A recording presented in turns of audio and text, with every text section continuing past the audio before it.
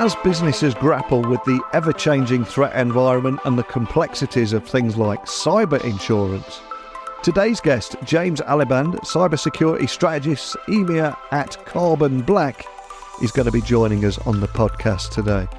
And James's insights into the role of the CISO and the strategic importance of cybersecurity couldn't be timelier. So whether you are a security professional or just keen on understanding the cybersecurity industry, this episode promises to shed light on how companies can navigate these turbulent waters. So yes, today we're going to discuss the evolving role of the CISO in today's business landscape, the critical importance of providing duty of care in cybersecurity, and also explore how the changing world of cyber insurance is impacting business strategies, the strategic role of cybersecurity in those boardroom discussions, the balance between security effectiveness and manageability through things like automation and simplicity, and the impact of technological advancements like AI and automation and the impacts they are having on cybersecurity strategies. What I'm trying to say is we've got a lot to get through today. Now, before I get today's guests on, it's time for me to mention the sponsors of Tech Talks Daily. And in an era where digital security is non-negotiable, legacy managed file transfer tools, they simply don't cut it now. So that's where Kiteworks comes in, revolutionising the MFT landscape with unparalleled security credentials, including the much coveted FedRAMP moderate authorization. This isn't just about compliance though, it's about offering a secure, efficient platform for today's remote workforce. So with Kiteworks, you can benefit from advanced file sharing, email security and customizable integrations, all within a platform designed to safeguard your most sensitive data. So don't let outdated technology compromise your security. Step into the future of secure managed file transfer. Get started today by going to kiteworks.com. That's kiteworks.com, where security meets sophistication. But now it's time to get today's guests on. So buckle up and hold on tight as I beam your ears all the way to the UK, where you can join me and James in conversation today about all this and much more. So a massive warm welcome to the show. Can you tell everyone listening a little about who you are and what you do? Yeah, thank you for having me on, Neil. So my name is James Alliband, based in Worcestershire. It's a beautiful part of the UK, out to the west. I truly love actually where I live out here. So I currently work for Carbon Black, a leader in cloud-native endpoint protection and really dedicated to keeping the world cyber attacks. And we've kind of stuck to that mission for many years, over 20 years of being in the industry. So our solutions include next-generation antivirus, endpoint detection and response, extended detection response, and application control. But just truly in a nutshell, we really provide solutions that add visibility, context, and proactive prevention capabilities to really help organizations close their risk gap, secure their organization, as I mentioned earlier, to the mission, keeping them safe from a world of cyber attacks. So my role here is kind of twofold, really. So first, I head up the marketing team in Europe and the Middle East. That means I get to travel across some beautiful places, Saudi, Germany, etc., which is always great. But I really focus on how we position in the market and align ourselves to things which are top of mind for security leaders. But I also serve as a cybersecurity strategist as well, so offering my opinions, predictions, and really thoughts about the industry, the landscape, and culture. I think is a really passionate thing from my side as well, which I really like to talk about, is culture in cybersecurity as well, and how we can make a positive impact across the world, across, of course, in the UK as well, and where we are. I spent over 10 years in the industry, so kind of spent majority of my career in cyber. So I've been really fortunate, I think, to hit the industry at an inflection point. And yeah, I think it just, the increasing level of sophistication and complexity that I think many people face, especially in many CISOs around the world face, just makes the world, and certainly this space, extremely interesting. Just to touch on outside of work, I'm also a footballer, or for any of your American listeners, a soccer referee, football referee, operating in the non-league system without having to, we'll have to spend another podcast explaining that to anybody who doesn't understand it, but we won't do that today. But yeah, that's given me incredible opportunities as well within cup finals, international games, and of course just staying fit and healthy. But yeah, refereeing is also a real passion of mine as well. And for any of our US listeners that have been following the journey of Wrexham, of course, that will probably bring it to life that they were in non-league and now they've been promoted to the football league. Do you really enjoy it? You must get a lot of stick. It's a bit of a thankless task, isn't it, sometimes? It's certainly a thankless task, and I think I truly enjoy it. And there's so many people ask me the same question. It's like, I think for me, you there's so much that goes into it behind the scenes and decision making and just the ability to be able to go and execute what you need to do, making splits. I don't get the beauty of a video refereeing as well, of course, at my level. So I'm literally making split-second decisions with one frame to do it. But I truly enjoy it, and I've been able to meet people across the country. I really love the case that when you be going to like a changing room or you're going to referee a game and there's a team of three of you, you're all the same. You're referees. Doesn't matter in your background. It doesn't matter where you come from. Doesn't matter the opportunities you had in life. You're all the same, and you go out there and ultimately you're part of the show. You're part of putting a game on and giving people the ability to do what they love. So that's, again, something I truly love. But I do actually truly enjoy it as well, even though, yes, you do get some stick sometimes. And in your day job as well, again, very complex, especially if you look at the journey that I think every organisation has been on of sorts when talking about the endpoint, which has almost gone on a journey from the thin client to VDI to desktop as a service to SaaS. And with the increasing sophistication of cyber threats thrown in, I've got to ask, how can organisations strike that right balance between investing in advanced technologies for defence purposes, but while also ensuring that they don't become overly complex and difficult to manage? And I've already mentioned several different endpoints there alone. I would imagine it gets more complicated every year, but anything you can advise around this? Absolutely. We all wish there was a silver bullet. We all wish there was one simple answer that, myself or anybody was willing to give, and then we'd be able to solve it all. But of course, the world doesn't work like that, does it? And, I think we've seen the rise in AI this year. We maybe have considered that AI isn't necessarily what it was going to be, but it's still creating amazing opportunities for organizations. And when we look at this, as I mentioned earlier, been in this industry for a long time, in just the last 10 years, I've seen things just change so much around me. And I think when you look at that, organizations just year on year are just navigating ever evolving landscape of cyber threats, ransomware, through to different ransomware as a service. Now, the investment is really about striking the right balance between effectiveness and manageability. And we'll touch on that in just a second. But I think for me, when I look at it, I think it's just never been more crucial for organizations to really approach cybersecurity now in a really strategic mindset. It's really a business problem today rather than just being a security problem. So we're seeing this now with boards taking a real increased focus on their security posture and what their exposed risk is. So we talk about this, I certainly talk about this, is like, what's your risk gap? What is the most important things that you need to look at, and what's your risk that you're exposing? Because everyone's got risk. It's how the world works in many ways, and security is no different. And then really what, that is now, when I look at it, the CISO or the Chief Information Security Officer's real job now is managing that risk. They have the ability to manage the risk for organizations. So there's a couple of things I think you could do there. First and foremost is continuous risk assessments. Again, I go back to the word risk, but it's continuously understanding what your risk is as an organization, what exposed risk you have, and then how you can prioritize that. And that really should be a conversation at the board level, a conversation you're taking anybody who sits at that board through. It's a journey that you need to go through as an organization. Again, as I mentioned earlier, there's no silver bullet. There's not a one tool that fits all and you've solved all your problems.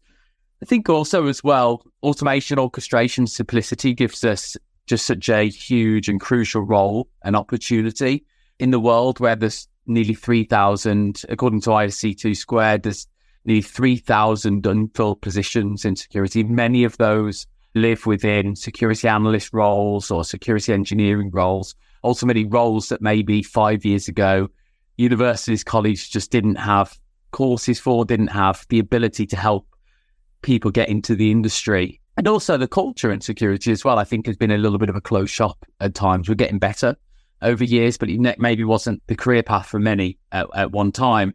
To be able to balance and strike between an automated process and automation across the security operations center, and also in empowering the people who do work in that organization to have the right tools at their fingertips, the right context and the ability to be able to really focus on what matters. I think when you put that all together, you're looking at really striking a balance there. You're striking between how you can automate where possible, but also empower your organization, empower the people who work in their organization to make better decisions. And I am 100% confident that AI or automation will not replace some incredibly talented people who work in security and work in these security operations centers as well.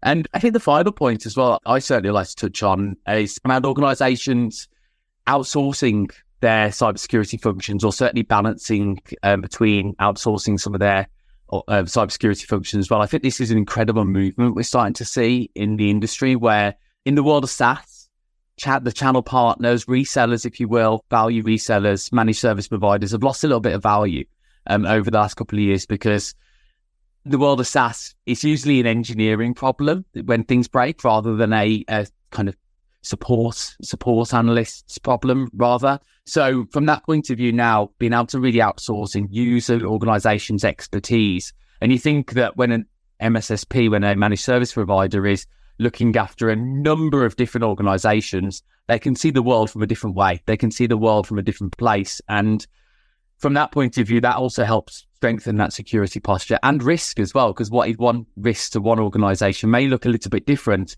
but you can find synergies between the two as well. So I think from that point of view, there's tons of opportunities. But really, if I kind of look at that, I think the world is getting more complex. Cyber threats are getting more complex, but there's so many opportunities to, as I just touched on, there's so many opportunities to help ultimately close the risks that you exposed. And the real key there is turning that into a board level business opportunity and business problem. 100% with you, and echo everything that you just said there. And another topic I'd love to bring up, and it's a topic that's going to make a few people wince, and that is cyber insurance. And the reason I say that is there's been so much news over the last year around how cyber insurance and how cyber insurers, more to the point, are raising their premiums and also placing greater demands on organisations that might be looking for cover. So I've got to ask, would you say cyber insurance is still worth it? I think it will certainly answer the question, but I think it's certainly too early to tell. And the reason I say that is, when you look at it, you say the reality, cyber insurance has been around just for a handful of years, and the landscape of the insurance has just changed year over year. As you mentioned, like with the escalating frequency, severity of cyber attacks, I think also insurers getting themselves into a world that they maybe didn't understand in the nicest way possible, didn't understand certainly a few years ago.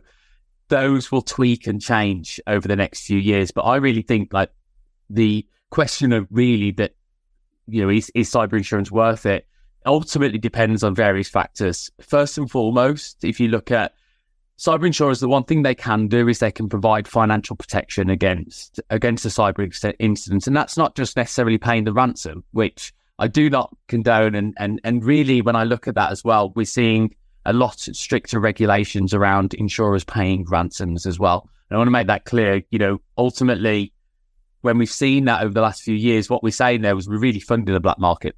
And that's something I think is really important to stop. And the ICO is certainly putting a lot of regulations in place to help organizations ultimately not have to pay a ransom. But what they can offer is they can cover expenses for forensic investigation, legal fees, notification costs, regulatory fines as well. So things which, if you will, without the insurance, an organization may not be able to exist after. They can ultimately help an organization exist and continue to operate and actually get themselves back on their feet, depending on the size of the attack, size of what's happened, data lost, and etc.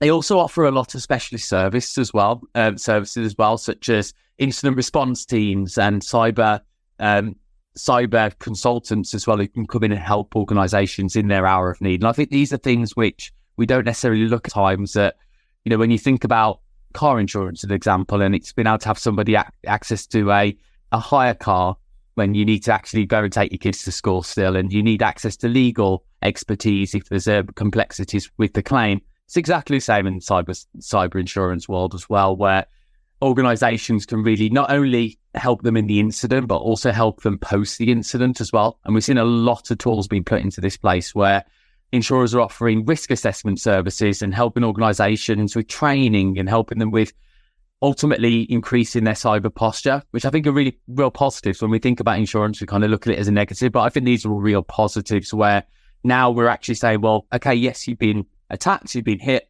but how can we help you actually not have to suffer this, or potentially not have to suffer this, or ultimately close your risk gap, as I alluded to earlier, to reduce the likelihood of future incidents. So ultimately, I think you look at the cyber insurance market, relatively nascent and evolving, and it really is leading to uncertainty, especially regarding, as you mentioned, the kind of coverage of exclusions, policy limitations, and the scope of protection. There's a lot of grey area, ultimately. But we've seen many negatives. We certainly have, where we've seen insurers just simply not paying out. But we have seen positives on the other side with the tools and the services that insurers have been able to provide.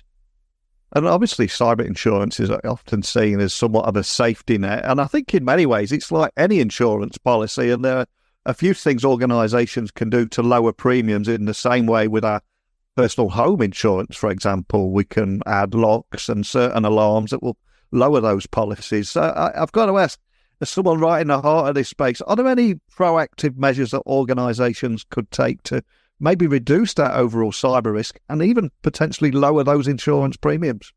Absolutely. Cyber insurance should not be a safety net. It should not be our last line of defense. Yeah. As kind of leaning into the car insurance example, like car insurance isn't there so you don't have to get a driving license and you don't have to learn how to drive. And it's exactly the same in security as well.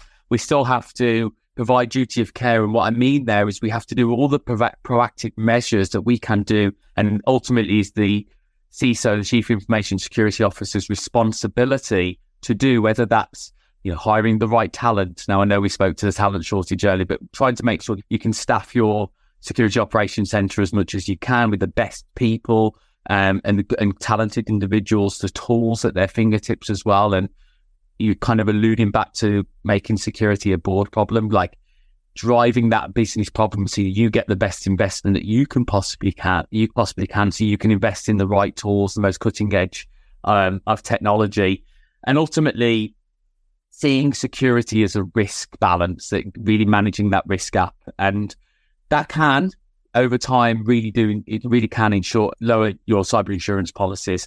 Risk assessments, showing proactive risk assessments on a quarterly or yearly basis, whatever the cyber insurance provider does ask you for. Employee training, awareness programs as well, educating staff about common cyber threats, best practices.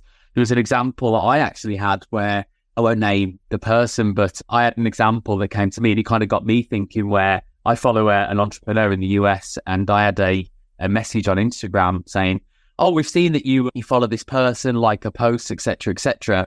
We've actually just started an investment platform and we're giving everybody $1,000. And you can see how the story goes from there. But ultimately, I was aware straight away. I was like, okay, yeah, I can see this 1,000 times. But you also, appreciate, and many times we look at security within an organization and think it's kind of everyone's problem within that organization to deal with. But it really isn't. If you work in whatever role outside of security, really isn't your problem, but it's certainly the security team's problem to make sure that the organization is as aware as possible and has the best practices at hand so they can identify whether they received a phishing email, whether they received a text message that they just simply shouldn't respond to. And unfortunately with the world of AI, the complexity of phishing emails, as I'm sure you know, Neil, has become more and more sophisticated. So, I think going back to the question, like cyber insurance absolutely shouldn't be seen as a safety net. And there's so many things that we can do where insurance almost sits in the background, just like our car insurance, and is only there when we need it, when we've done everything we possibly can. We drove well, we've abided by the rules, we've abided by the speed limits, but unfortunately something has happened. And you mentioned a great line there, providing duty of care. What does that really mean? How can businesses actually prove that they've done all that they can to protect their organisations from a cybersecurity point of view? We'll have to certainly dig into this. Providing duty of care ultimately means taking the reasonable steps to safeguard sensitive information, systems from unauthorized access, data breaches and cyber threats. But what I mean there is, like, data is valuable. That's why the majority of organizations get attacked, because the data they have is valuable.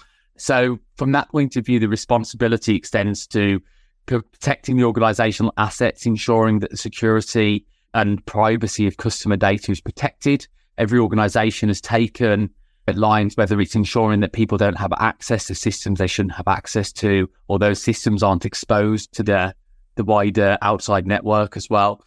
And really proving that they've fulfilled this in many ways through there's different compliance regulations that many organizations have to comply to. So making sure they can comply to them, having regular testing against them. But I can split this into kind of three areas. I think first and foremost, if I look at best practices, businesses should really establish robust cybersecurity policies and procedures.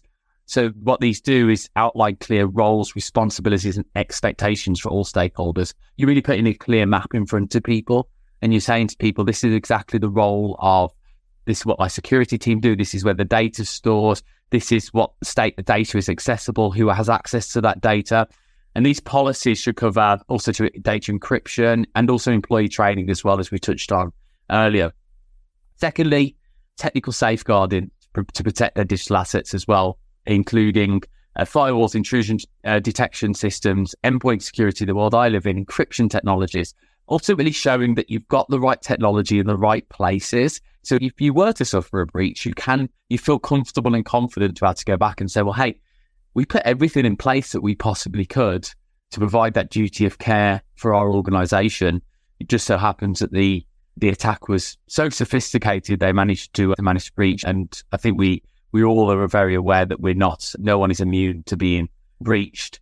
And then the third thing as well is, and we've just touched about it with employee training, but I think as we go for the next few years, cybersecurity awareness training is going to be more critical than ever, especially when we think about the world that we live in, the accessible, remote world that many people are working in.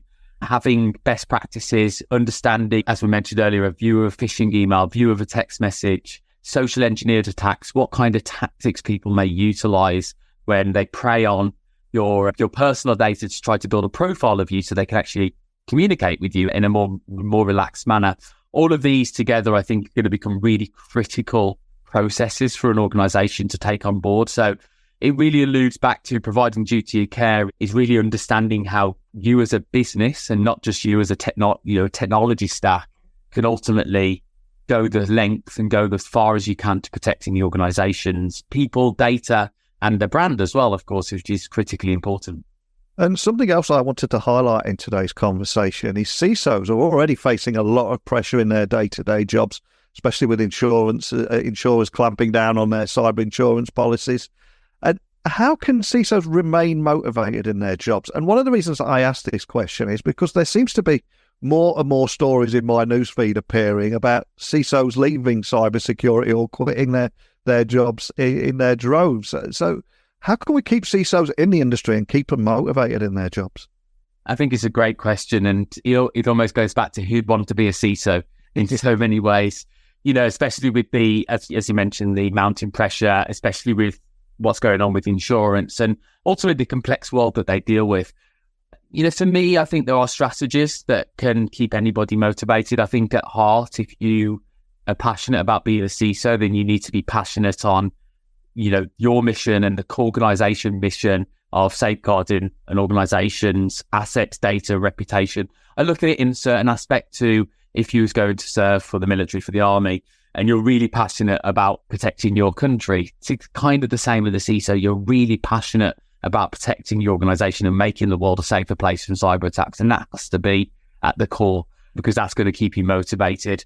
Furthermore, as well, I think you are empowering the next generation of people, especially when we spoke about the talent gap earlier. I don't think there's a talent shortage. I think there's many talented individuals. I think we just need to make security a more inclusive world and a really strong culture to help people want to play their career here. But I think ultimately you've got a responsibility to motivate the next generation of talent coming into the industry as well, which more talented individuals that come into the industry, the more opportunities we've got to make the world that just safer place and educate many other people as well.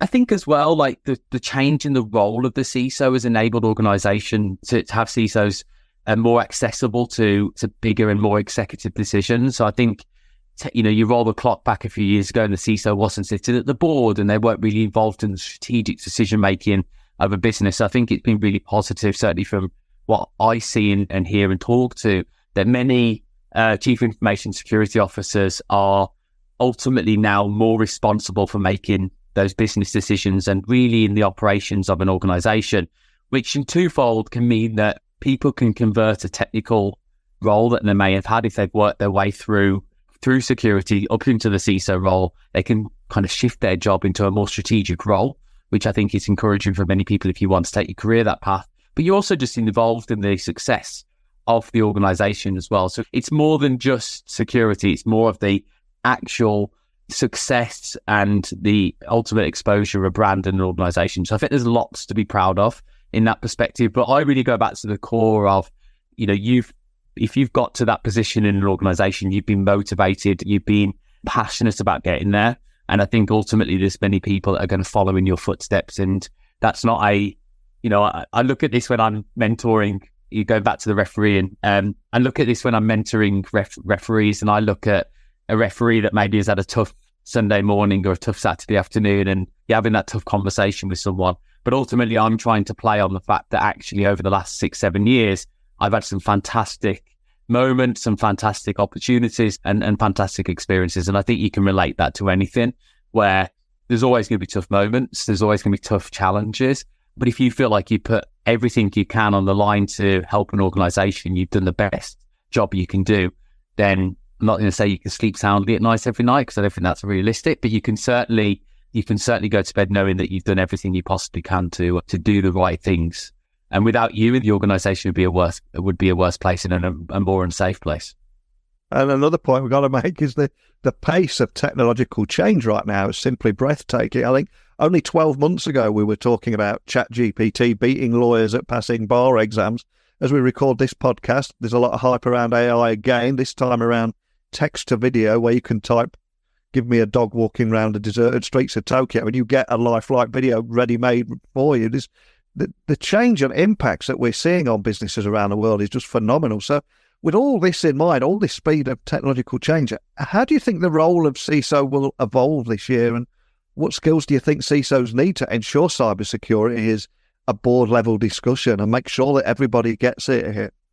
I know, touching on what you just said, Neil, I should be worried from the referee side, as we'll have AI and robots referee football matches doing a better job than me on a Saturday afternoon as well, I'm sure. But no, it's the pace of technology is incredible. And, I think we'll, maybe not even us, but we're certainly in many years to come now look at this technology revolution that we're living in today and, go down as a mark in history. But, for me, I feel I really see in the coming years, and certainly the coming year, that the Chief Information Security Officer, the role itself, I almost talk about it as the Chief Risk Officer in so many ways, because I really do think, and goes back to the point I was making at the start, is the Chief Risk Officer, the Chief Information Security Officer, is really managing risk. They're managing that risk gap. They're managing an organization's risk, and security is truly the top of my most talked about subject today at board level.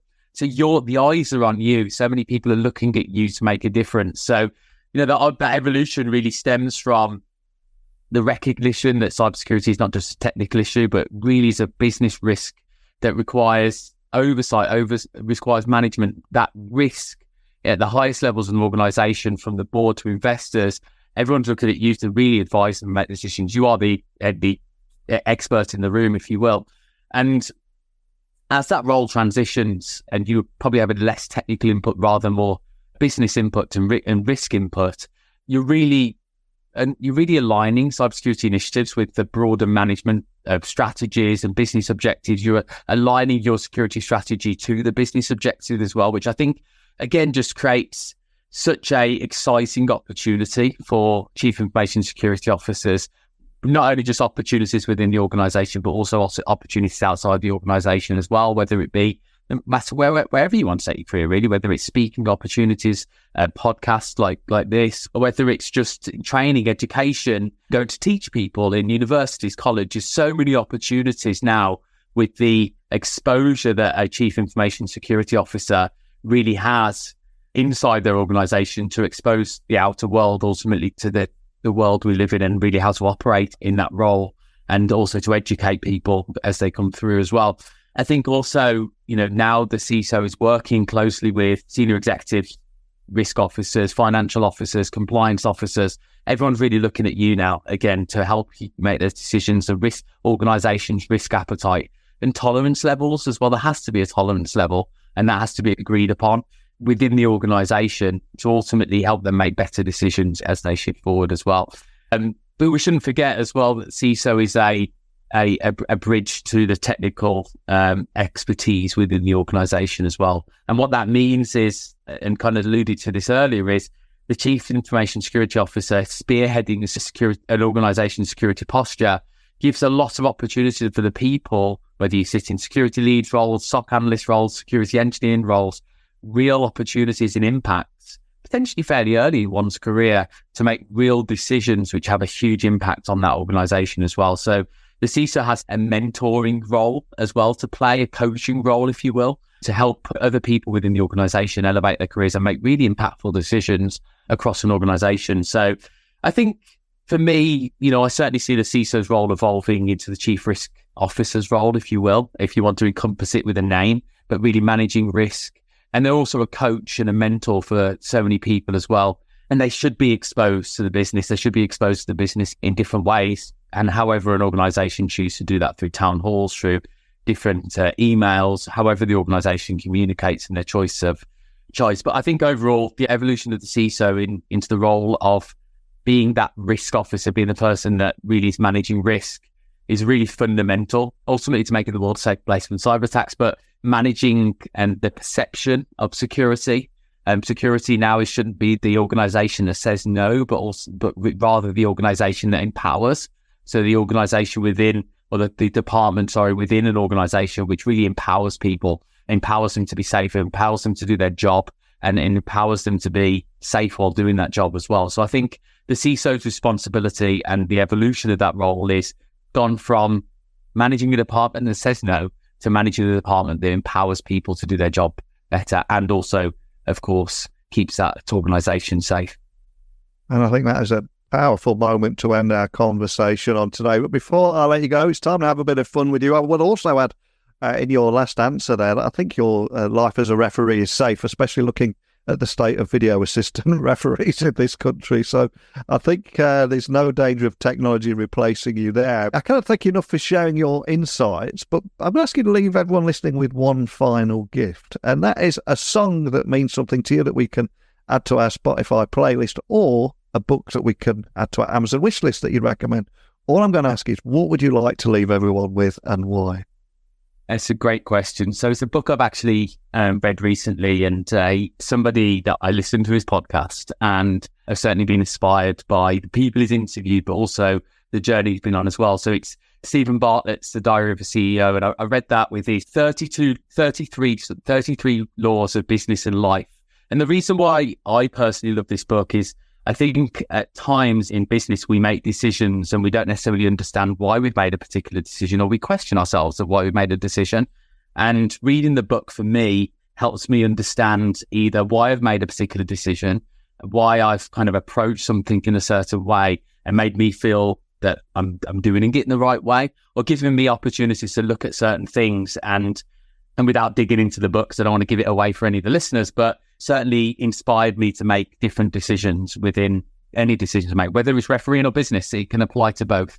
But I really do think that what Stephen has done is he's taken all of his podcasts for the last however many years and turned those into 33 really simple steps that you can follow and take what you want from them. Of course, you don't have to take the 33, but even if there's one that you read that applies to you and inspires you, then that can make a difference to your life in so many ways. So it really helped me, inspired me, and really kind of got me to think in a different way as well. So certainly helped me not only in the business life, but certainly helped me in the refereeing life as well.